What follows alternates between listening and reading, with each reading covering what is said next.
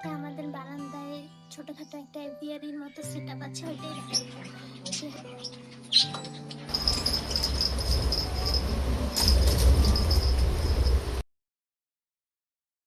হ্যাঁ, আজকে আমাদের বারান্দায় ছোটখাটো একটা এভিয়ারির মতো সেটআপ আছে, ওইটাই দেখাবো।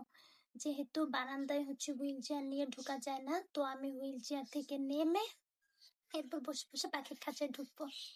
এই জায়গাটা দিয়ে ঢোকাটা একটু কষ্ট, যেহেতু নিচা হয়ে ঢুকতে হয় আর জায়গাটাও খুব অল্প, তো আমি বসে বসে ঢুকতেছিলাম এদিক দিয়ে।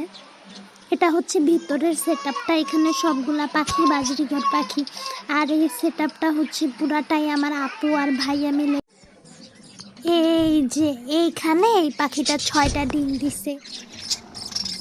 এইখানে হচ্ছে বাচ্চাগুলা ক্যাচ ক্যাচ ক্যাচ ক্যাচ করতেছে। এখানে অনেকগুলা মাথা একসাথে খুব অদ্ভুত দেখা যাইতেছে। কয়টা বাচ্চা আমি আসলে জানি না।